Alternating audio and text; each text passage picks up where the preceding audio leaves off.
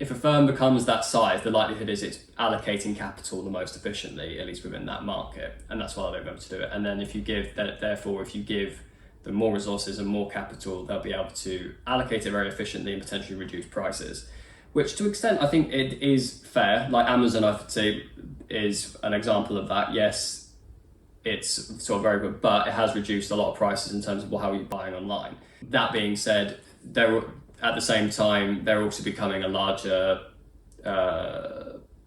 employer, and if wages are being pushed down, then suddenly the people buying those goods, all right, price level might be reduced, but then the wages you're getting are also reduced. And I think this is now clearly the case when you see the power that Amazon has in choosing their location of their warehouses and this kind of thing. Like it has become a question of finding a place where they will not pay taxes for a long time, yeah. Where they will make sure that their employees will not unionize for a long time. I think it's clear to me. It's clearly monopoly power at work. Yeah. So So is it something that we want to see? This activity led by large firms and whose size depend on extraction of monopoly power, or do we want to recognize that and maybe restore some competition? You were mentioning the energy market. I think in the energy market there is more focus on it from the regulatory perspective because it has this tendency to become monopolistic, naturally, as we say, because of the large infrastructure and everything. The nature of the beast, basically. Exactly. But for digital platforms like social media, like online shopping, it's a whole new thing.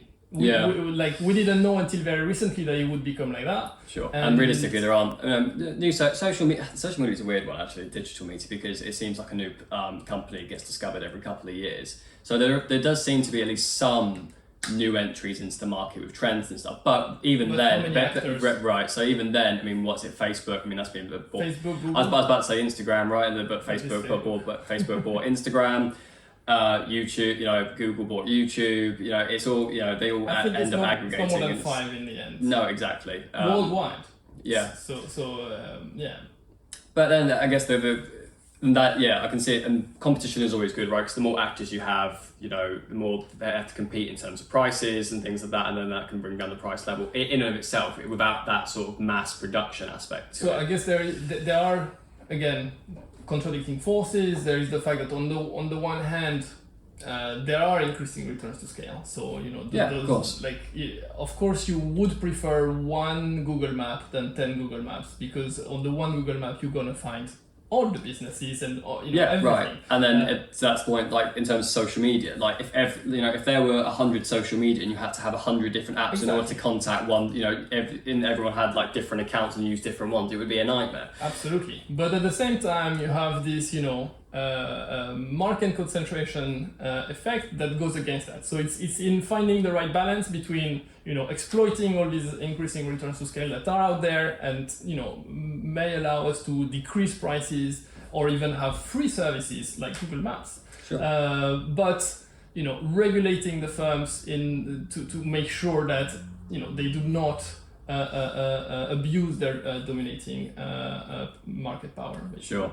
And then the other underlying things, and this has obviously happened before in terms of been trying to encourage more perfect competition. How do you go about that? Because it's happened to an extent in the UK. So BT, at least that they were, they've had to basically disband into BT and OpenReach in terms of their services. So they're basically cut off at least vertically, and so there's at least some work been done to tackle it. But that was at the initiative of the European Union. Sure. Right. What you also have to come back to is like who's really sort of like implementing this, and like people were very skeptical of governments and their ability to manage something efficiently. When if it was just someone in their job doing it, it might be different, but there's a lot of politics that comes along with certain things and getting precision. I mean, one of the most frustrating things I have with politics in general is just the fact that how much time and energy needs to be spent on just sort of campaigning to get into office, as opposed to just being an administrator of the country. And And to be honest with you, I don't really have a massive solution for that.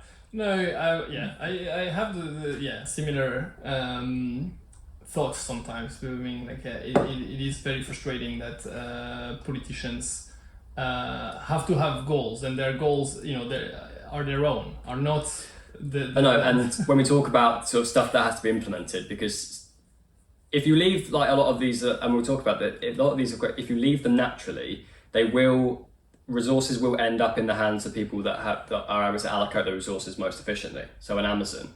And so, at least a lot of the time, particularly with new sectors. So, let me interrupt you for a second. Depends what I'm not a big believer in the naturally in the word natural. Well, I say natural because in a sense, competition is something, and a fair competition is actually something that requires a lot of effort, and it requires a lot of government action. It's not that less government action gives perfect competition. I think this is a kind of a wrong way to look at things.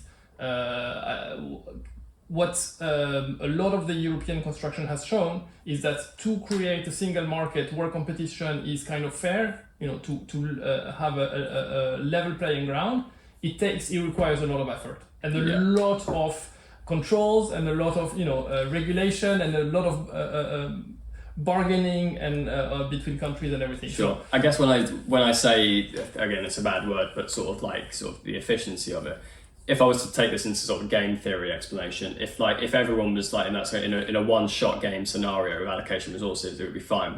And you had no regulation, it'd probably be fine. But over infinite games, the likelihood is resources are going to pool within one company, and then as that company develops, and then it's going to drive out all the other companies, and then you can have low competition and then you can rise prices. So it's one of those things where, all right, maybe in a one-shot scenario it would be efficient, quote unquote, but over infinite games it wouldn't necessarily get into that scenario, and that's where regulation would be able to encourage more competition potentially.